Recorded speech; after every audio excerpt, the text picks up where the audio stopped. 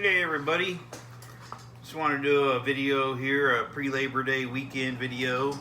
I probably won't be on this weekend as be enjoying some time with family. Hope you guys are all doing the same. Just kind of wanted to talk about keeping a vigilant posture, staying armed as much as possible, especially on a weekend.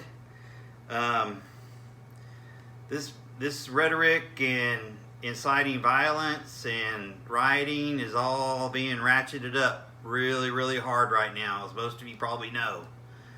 I wouldn't take any chances if I were you.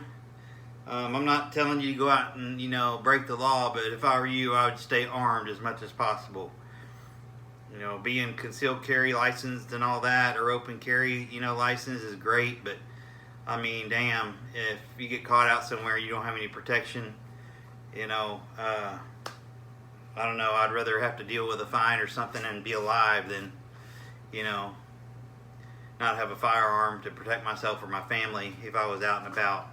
Know the law is where you're at. I'm not encouraging anybody to break the law. I'm just saying, if you can legally be armed, in your jurisdiction, whether you're at the grocery store, a campsite, the mall, your house, whatever the case may be, I would highly encourage you to stay armed and vigilant today and every day for the foreseeable future.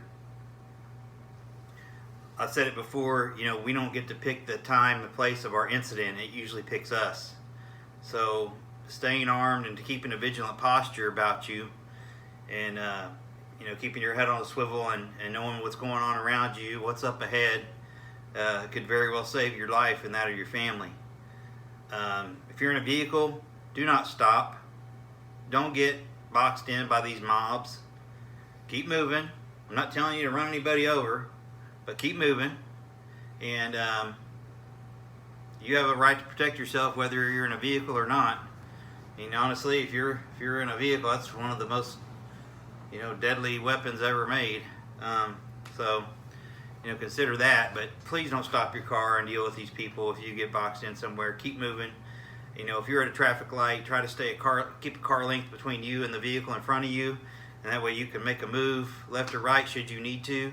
Again, it's a posture. It's a way of thinking. It's staying vigilant. Check your mirrors all the time. Know what's going on around you. If you think somebody's sizing you up, checking you out, looking your situation over, seeing if you're vulnerable or not, make a move. Get the hell out of there. It's fight or flight. You got to make a decision on that, if it happens upon you. So, the prepping and all that is one thing, but you got to have the right mindset to go along with it. Having a bunch of stuff isn't necessarily going to keep you safe if you don't know how to, use it and put yourself in a good position, defensively. Try to pick your spots. Be smart where you go. Keep an eye on the news. Listen to the radio. Know what's going on. Check your map programs. Have an alternate route and look at things like that. Don't just be a robot going through life. Just following the guy in front of you. You gotta make some decisions and be inquisitive and know what's going on ahead and looking behind you, looking to your side all the time. You just gotta know what's going on 360 around you. You gotta be smart. Keep your doors locked while you're driving. If you're in an intersection, lock your doors. Don't let anybody jerk that door open. This is kind of stuff you got to pay attention to now. Especially if you live in a Democrat-led city where they encourage mob rule and violence and the disarming of the public and defunding the police. I mean, that's a lose-lose situation. All right, so if you're in that type of situation, you ought to know full well what you can and can't do right now. And assuming that situation is not going to change politically in the near future for you, you might think about getting your ass out of there. All right, because there's places around the country that are still safe, and lots of us that still respect the rule of law and intend to fully use our Second Amendment rights to protect us, our family, and our friends, and our property. I suggest you find a way to put yourself in a position to do the same. So So anyway, I'm not telling you don't stop your, I'm not telling you to stop your preps, of course not, but, sometimes it's good to just slow down, take a breath, and reevaluate your situation. Know what's going on around you. Where are you going to be going this weekend? Like I said, do you know if it's safe? Have you looked? Do you have some alternate routes you can, take if something goes down? Things like that. It's just, again, it's a mindset, and it's a self-preservation, risk management mindset.